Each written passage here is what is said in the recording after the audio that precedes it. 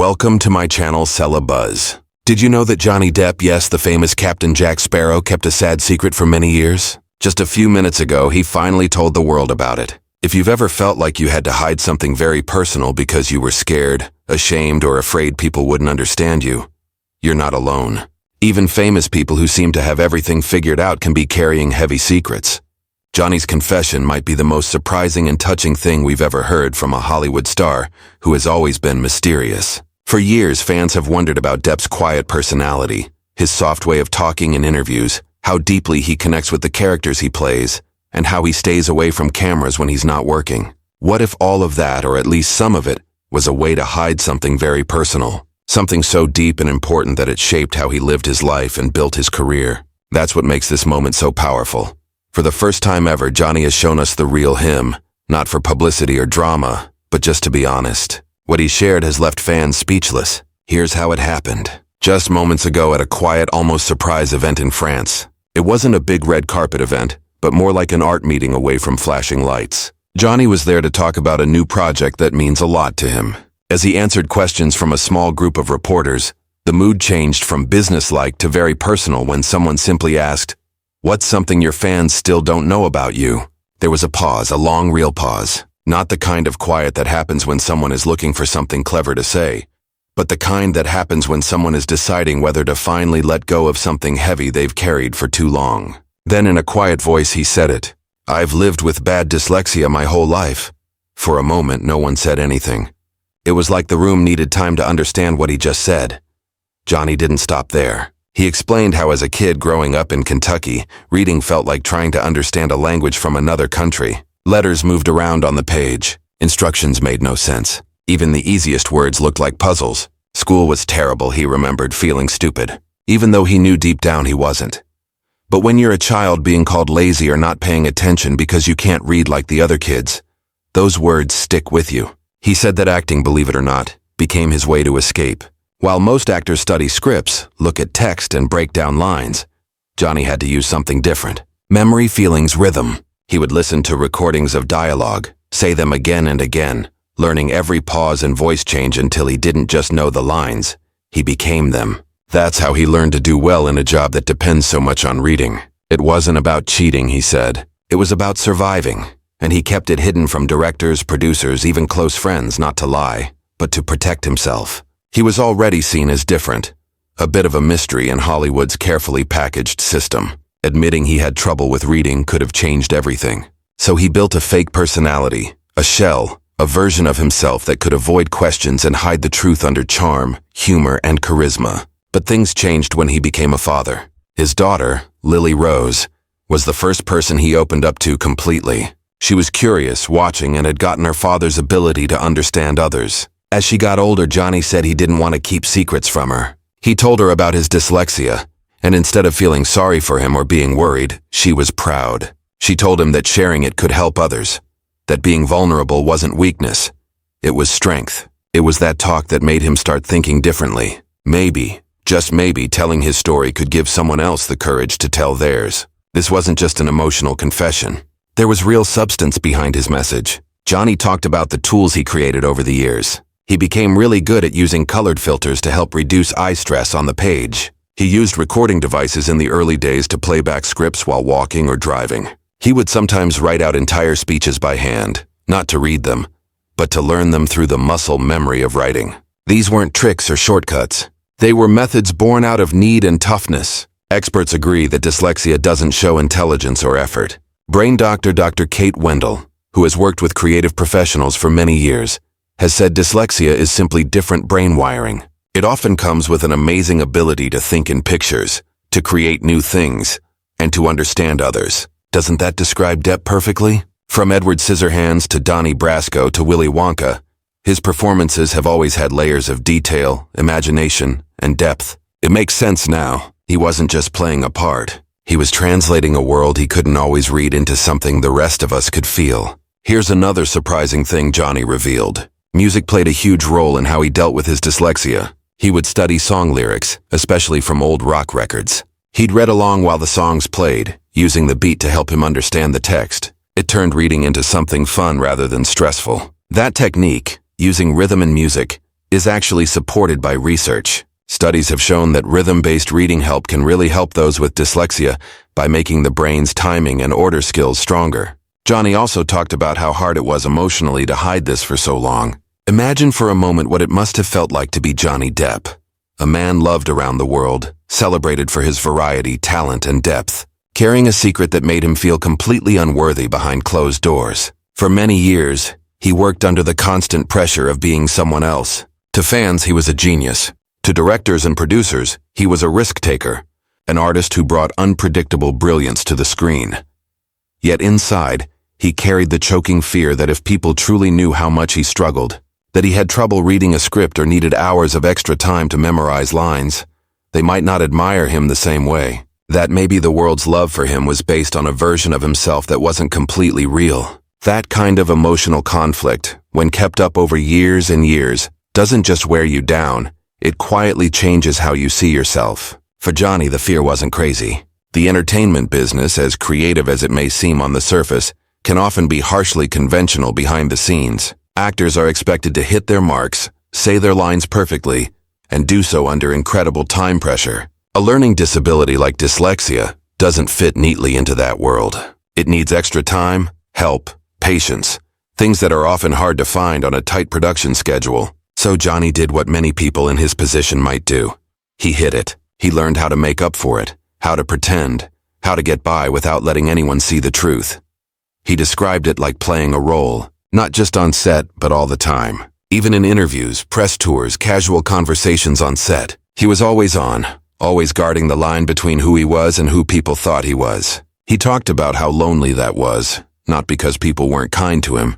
In fact, he said he was lucky to work with many caring and smart people, but because when you're hiding something, even kindness can feel like a threat. If someone compliments your preparation, your attention to detail, or your dedication, part of you feels like a fake. You smile, nod, accept the praise. But inside, you're screaming, if only you knew how hard this is for me. If only you knew how scared I am that you'll find out.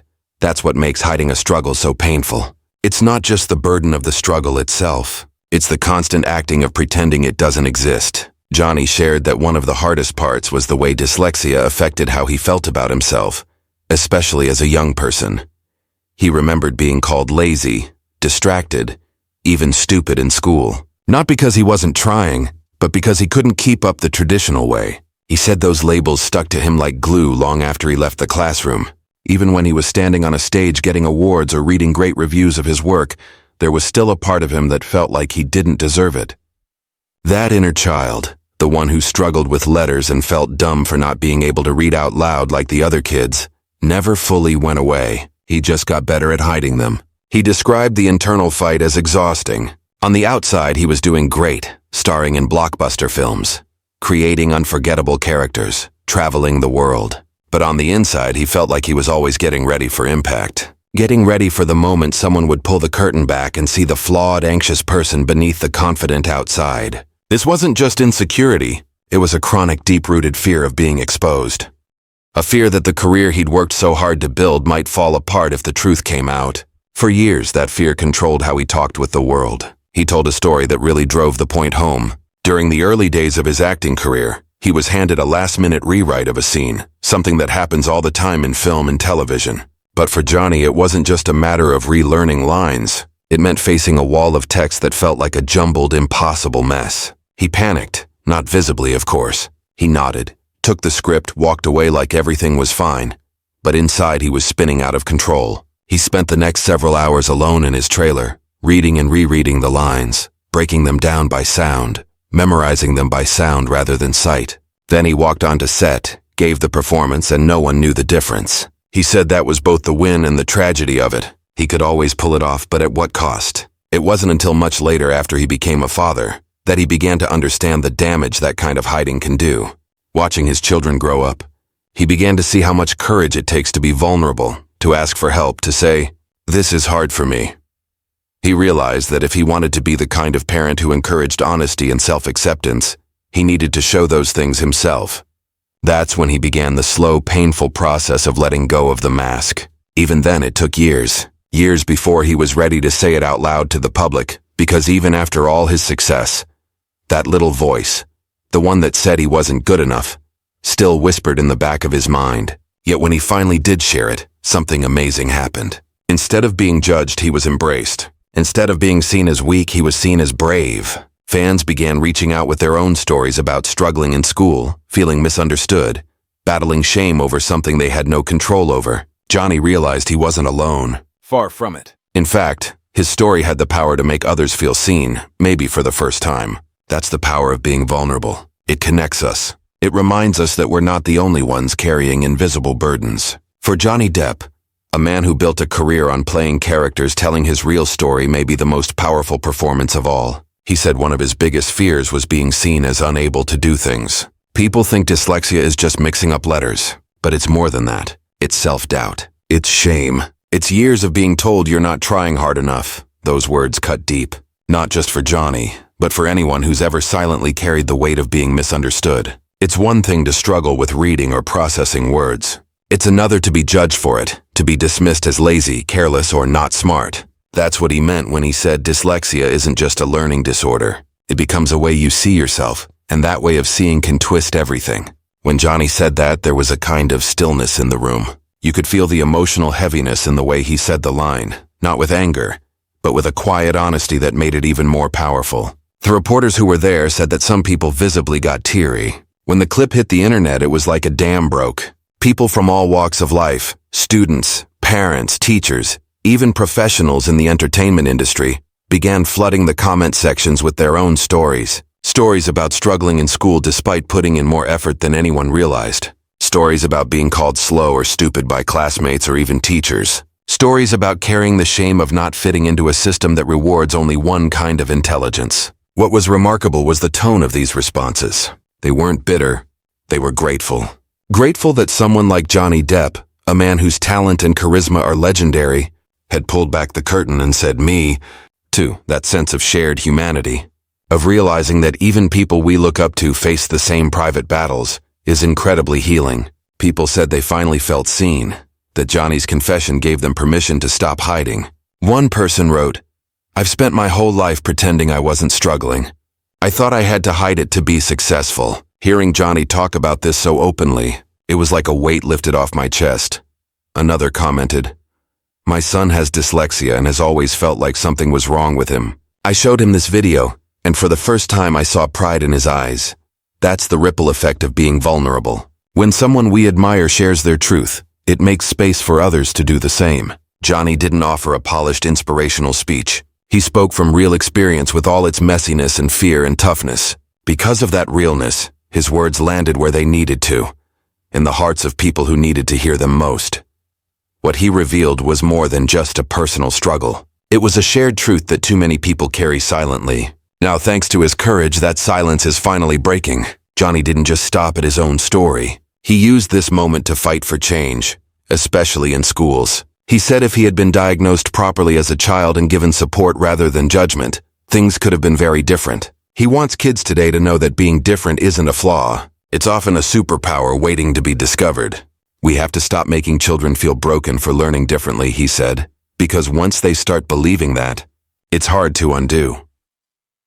This powerful message comes at a time when more public figures are speaking out about dyslexia and learning disabilities, from Richard Branson to Whoopi Goldberg to Steven Spielberg. But hearing it from Johnny Depp, someone whose very job revolves around the written word, gives it a deeply personal twist. He's not a motivational speaker. He's not selling anything. He's just a man finally lifting the cover on a part of himself he's kept hidden for too long. So now that the world knows what comes next, for Johnny this may mark a new chapter. One where he leans into helping others, one where he stops pretending everything's perfect and starts connecting with people through truth rather than mystery. Honestly, fans are loving it. There's something refreshing and even healing about seeing someone so respected reveal that they too are human. If this story moved you, think about the people in your own life. Maybe a friend, a partner, or a child who struggles silently. Maybe even you.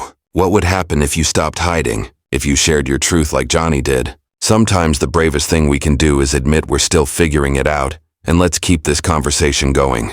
What's something you used to feel ashamed of but now embrace? What tools or mindsets helped you overcome it? Drop your stories in the comments. You never know who might need to hear exactly what you have to say.